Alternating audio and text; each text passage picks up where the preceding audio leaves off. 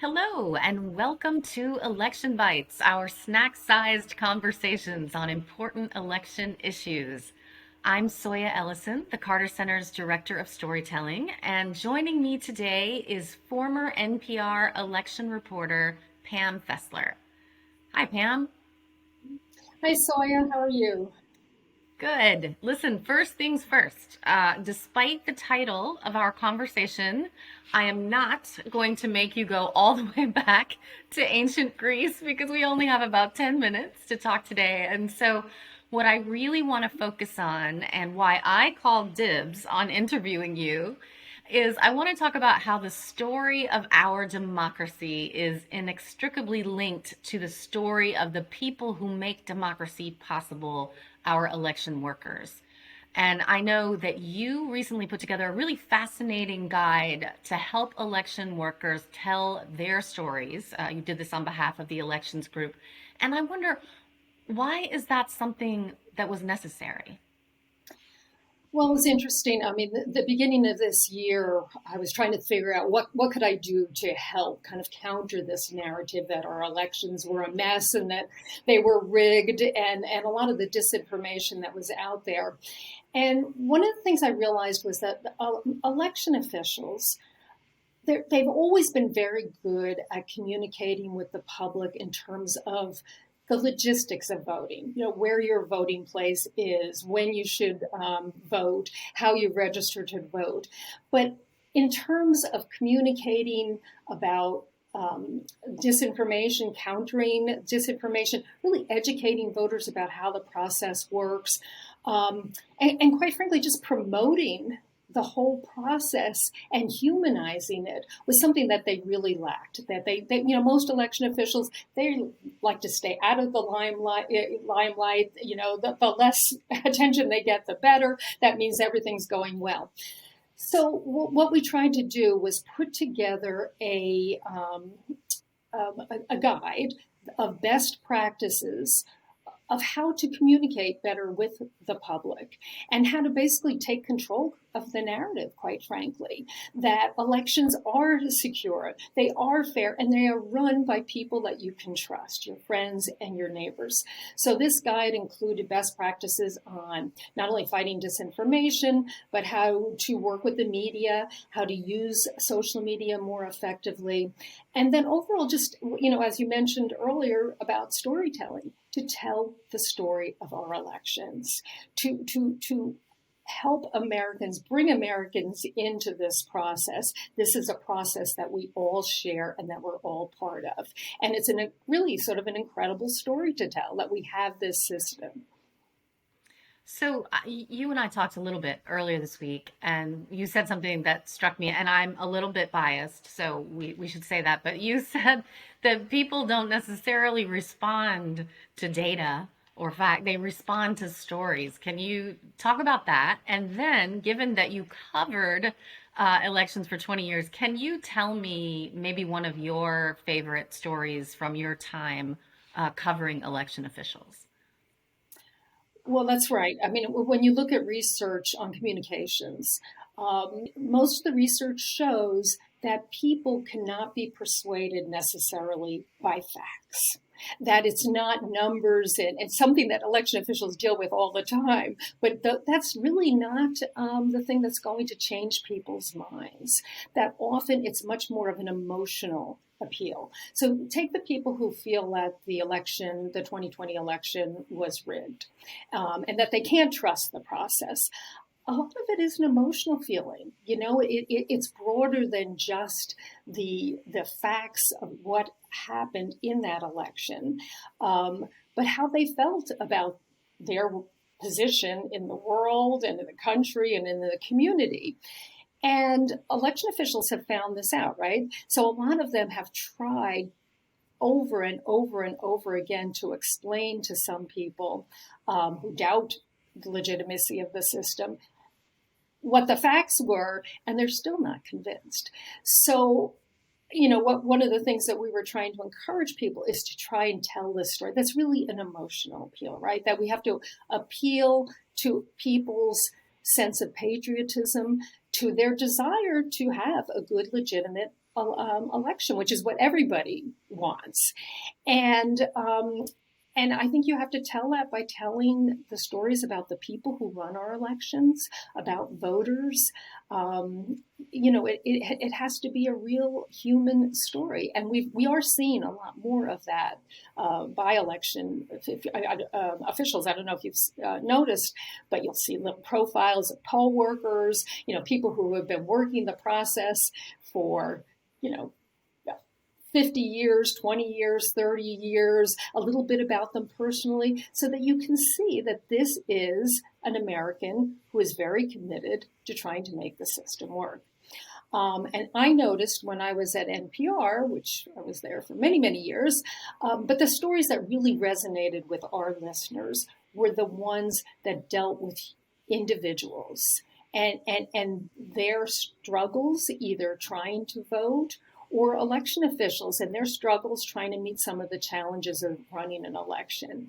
And I just recall, I did one story where there was a huge debate in South Carolina about requiring voter ID several years ago, and just went out with some activists and went with some of the people. There's a very poor Black community in rural South Carolina, and just how difficult it was for some of these individuals to, one, they didn't have any ID, quite frankly, and two, they didn't have the documents that you needed to get a free ID. And because a lot of them were born, they had midwives. They didn't even have birth certificates. But these were people who had voted for decades, and now would not be able to vote because they couldn't get the ID. So, but by telling that story and by people hearing firsthand these experiences, I think it helped a lot of people understand that's not quite so simple. Just saying, oh, everybody has ID, why can't we require ID? So it's those kinds of stories that I think we need to tell even more of. I also did a story last year where I was spent a whole day in the Lehigh County, Pennsylvania election office. Behind the counter, they were very generous and allowed me just to talk to anybody and watch everything that was going on. And you really could see how much work these election officials were doing.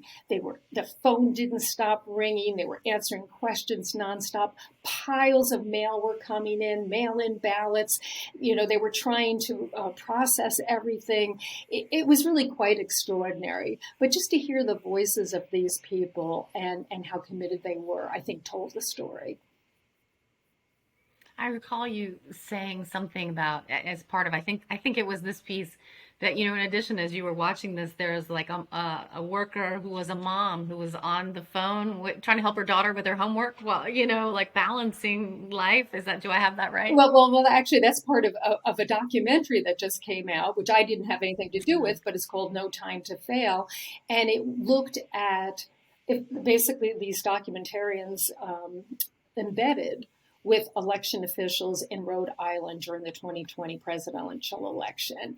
And it's great. I mean, if people get a chance to see it, it is the best thing I have seen that really shows just how complicated the process is, but how hardworking and committed most of these election officials are. And it's getting that story out that is so important, so that when people hear disinformation, or suspicions are raised about how our process works, they'll say, well, that doesn't really, seem to jibe with what I've seen in some of these other stories. Yeah. Okay. No Time to Fail. That's one of your watching assignments if you're Exactly, watching with us right now. I think you can stream it online. I'm not quite sure, but it's being aired in places around the country. Sure. Let me ask you about to very quickly tell me another story before we get out of time, run out of time here. And that's a story you were telling me about your neighbor. And tell me about that and why that mattered to you. Yeah, the other day we were out walking the dog, and one of my neighbors who knows, well, the work that I've done, came up to me and he said, I was going to send you a note. He goes, this is an older man, and he said, all my life I have looked forward to voting so much, and I've gotten kind of a thrill from doing it. This sense of community, this sense of performing my patriotic duty. And he said, I just kind of don't feel like that this year. He said it's almost like it's a chore. And that people are facing it with some trepidation, and I realized that's something that I too kind of feel after a lifetime of actually getting a chill when I would go into a polling place and just be so excited and looking forward to it. Just like it seems much more of almost a challenge, and to me, that is a very, very sad byproduct of this whole discussion about whether or not we can trust our elections, and so a lot of the vitriol over election administration.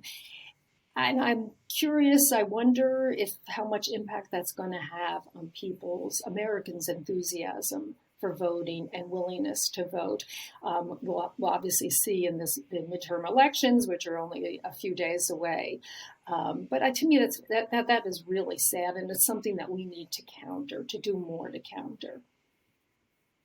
It is sad. I will say that I went and voted just about an hour and a half ago, Yeah. and one thing I thought was really nice was that I heard them at one point yell out, "We got a first-time voter here," and everyone clapped. And so there still is some enthusiasm. But take us out on a high note, Pam. Give us something to feel hopeful about. Yeah, and I think your experience probably says it all. That most Americans, when they go to the polling place or if they vote by mail, they're going to have a very good, smooth, problem-free experience. I mean, 99.9%. The problems are really quite few and far between.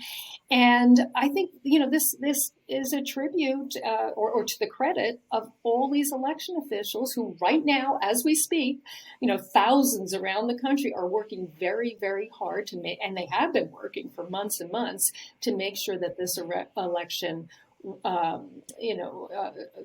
goes off smoothly and fairly and accurately, and we should feel good about that. And hopefully, when after next week, we will feel even better. Well, thank you for that, Pam. And thank you so much for your time and for the interesting stories. I want to thank our audience for watching. We hope you will join us next Thursday at 1 p.m. Eastern when two members of our Democracy Resilience Networks, we have former North Carolina Supreme Court Justice Bob Orr and former Florida State Representative Jennifer Webb, coming on to talk to us about how to find common ground even when you disagree on the issues. So don't miss that. And thank you very much and have a great day. And thank you very much. Go vote.